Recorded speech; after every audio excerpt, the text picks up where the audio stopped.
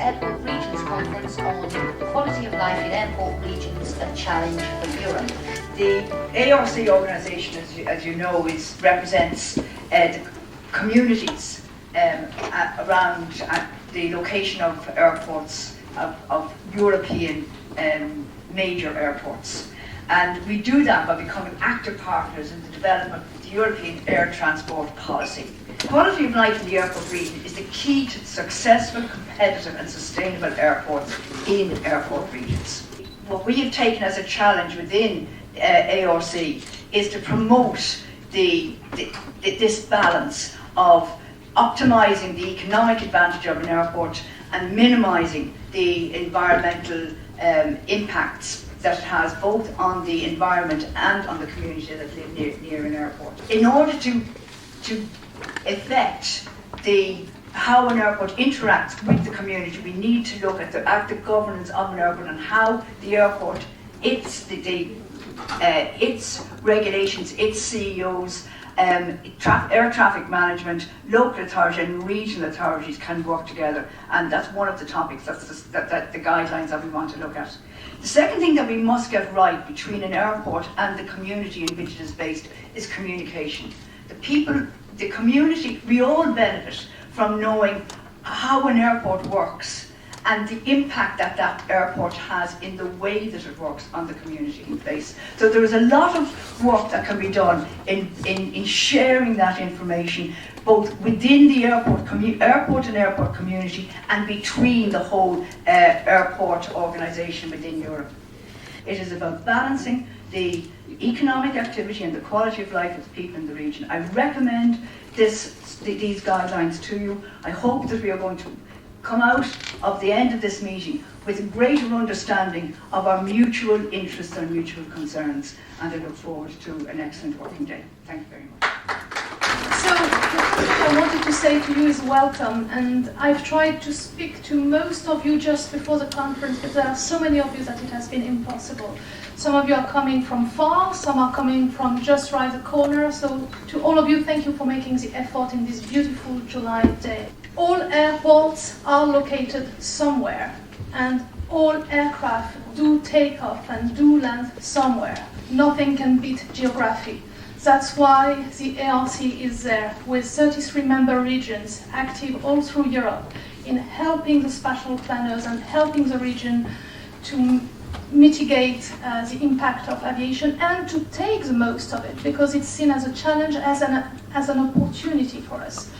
And the second statement I'm going to take, maybe only mine, and maybe I'm a little bit of an idealist today, is that I tend to believe that the people we elect in our local authorities are here for our quality of life. So that's why we have thought it was very important within ARC to work on quality of life, and it's a work that has been undertaken under the lead of our member regions in the Netherlands. Big work putting quality of life at the center of our preoccupation.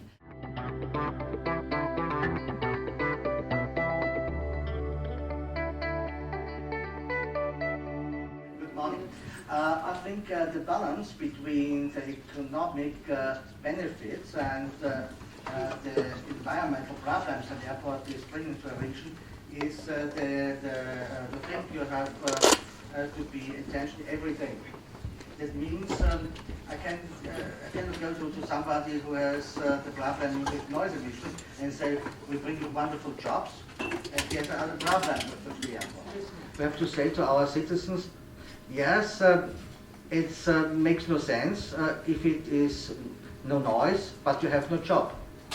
And you have to find the balance between these two things.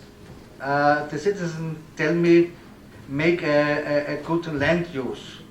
Build the airport there where nobody is living. If you see at the maps at Central or Middle Europe, you will not find an area where nobody is living.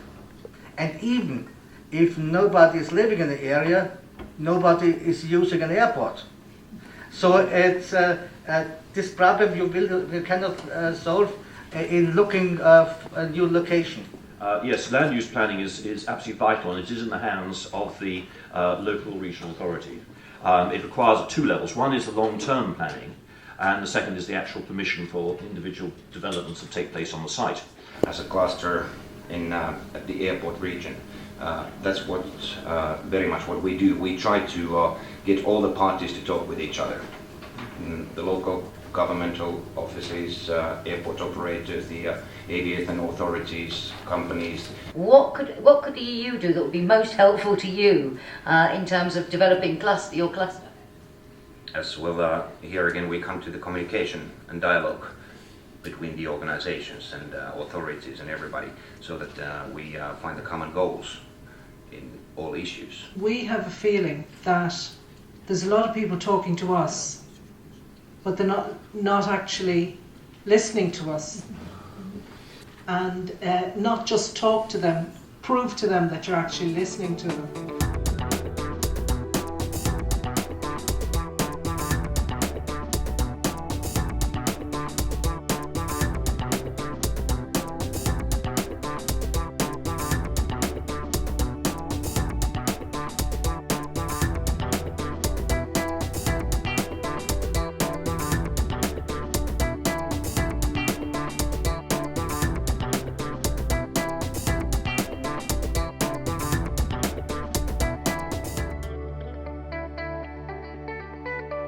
So, welcome back from lunch.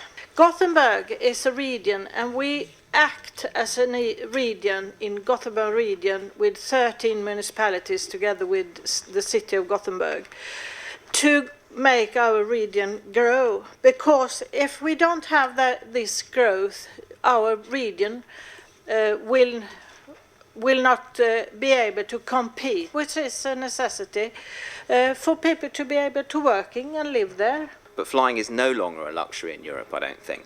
I think the liberalisation that Simon talked about has made the industry hugely competitive. It's driven down prices and it's increased the number of connections. So that notion has changed. And I think that's important when we're looking at changes like the ones we're going to talk about in the airports package. We have 25% more domestic routes, 150% more long-haul routes, and a threefold increase in cross-border flights within the EU. It is for many in the regions the only mode of transport that will work. Particularly high-speed rail will not work for geography in many parts of these regions, and that's something that's often overlooked.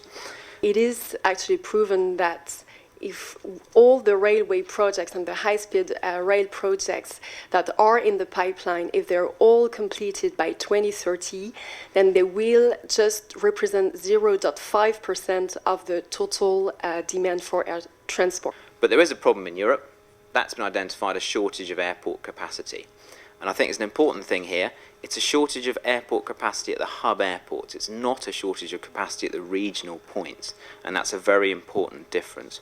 You also have the case of Schiphol Airport, which has 5 runways, but still manages fewer passengers as Heathrow because of environmental reasons. There's a lot of latent capacity in regional airports that can be used. So I think there's options there, but there are still, and I take the example of Schiphol is a good one, 5 runways, much less capacity, but there are plenty of airports in Europe that will get congested, that could get a lot more. But we can see that the surroundings around the airport makes it easier to be efficient, and we have all the plannings and so on and so forth. And therefore I think it's a necessity that the politicians have an agreement and doesn't debate amongst each other and destroy the possibilities.